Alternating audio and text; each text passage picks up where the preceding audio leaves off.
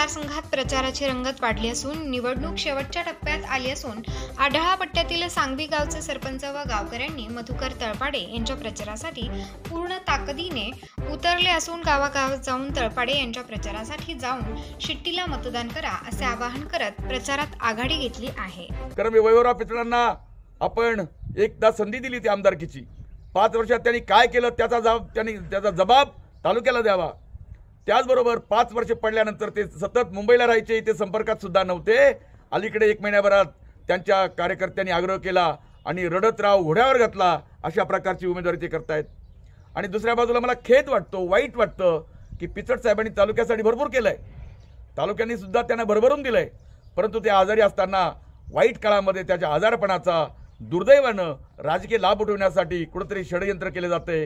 हे खरं बरोबर नाही। वैभवराव हे दुरुस्त करा, चूक आहे तुमचं। खरं म्हणजे निवेदन जे चालू असतं ना, त्यात सुद्धा म्हटलेलं आहे साहेब आजारी आहेत त्यामुळे वैभवराव येऊ शकत नाहीत म्हणून यश पिचड फिरतायत, साहेबांची अधुरी स्वप्न पूर्ण करायची आहेत। अहो साहेबांनी करायचं ते केलेलं आहे। तुम्हालाही सुद्धा तालुक्याने एकदा 5 वर्ष संधी दिली होती, 5 वर्ष तुम्ही झोपा काढल्या आणि कुठली स्वप्न करायची वाचा करताय तुम्ही? तुम्हाला स्वप्न पूर्ण करायची होती तर 40-45 वर्ष जी मिळाली ती पुरेशी होती। आणि एवढंच नव्हे, माझा तर जाहीर आरोप आहे तुम्ही भाजपचा राजीनामा न देता अपक्ष लढताय। भाजपने तुम्हाला स्पॉन्सर केलंय आणि म्हणून एक तर त्याबाबत खुलासा करावा किंवा राजीनामा द्यावा किंवा भाजपने तुमच्यावर कारवाई करावी अशी मी विनंती करतो। आणि म्हणून हे तिन्ही उमेदवार खरं म्हणजे भाजपशी कनेक्टेड आहेत। तालुक्याने याचा विचार करावा, शेतकऱ्यांनी विचार करावा, आदिवासींनी विचार करावा। भाजप प्रणित उमेदवार आपल्याला चालतील की जो प्रामाणिक माणूस आहे, जो खरं म्हणजे आपल्या सर्वस्वाचा त्याग करून नोकरी सोडून स्वतःच्या कष्टाने खरं म्हणजे उभा राहिलाय, कुठले 5 पैशाचा कुठे भ्रष्टाचार केलेला नाही, प्रशासकीय ज्ञान आहे, खरं म्हणजे सगळ्या लोकांशी संबंध चांगले आहेत।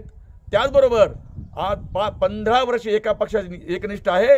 हे उरलेले सगळे उमेदवार प्रत्येक वेळेस त्यांनी गद्दारी करून वेगवेगळे पक्ष खरं म्हणजे जॉईन केलेत।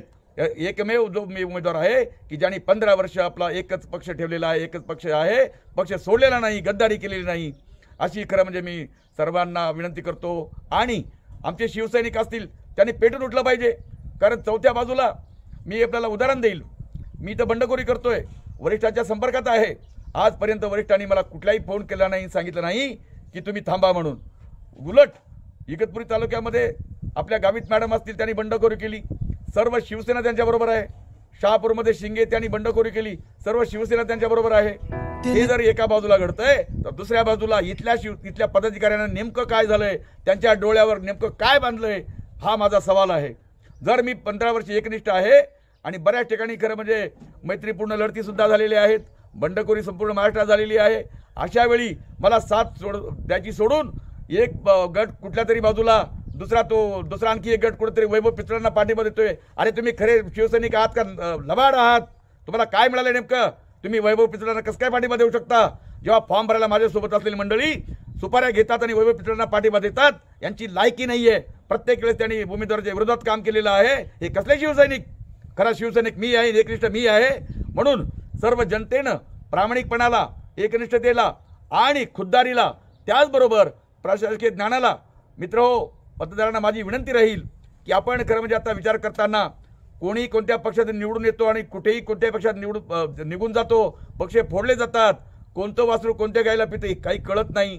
म्हणून आज आपण आपल्यासमोर चांगले पर्याय आहेत, आपण पर्यायातून निवड करताना व्यक्तिनिष्ठ आपण मतदान करावं आणि चांगल्या व्यक्तीला आपण संधी द्यावी अशी मला माझी विनंती आहे। आणि मी पूर्ण तालुक्याचा दौरा केलाय, मला पब्लिकमध्ये खूप चांगला रिस्पॉन्स मिळतोय, प्रतिसाद मिळतोय। पुढारी जरी बरोबर नसले, पुढाऱ्यांनी खरं म्हणजे फसवलंच मला, पण माझा आरोप आहे पुढारी नसले तरी जनता माझ्याबरोबर आहे आणि मी 100% निवडून येणार।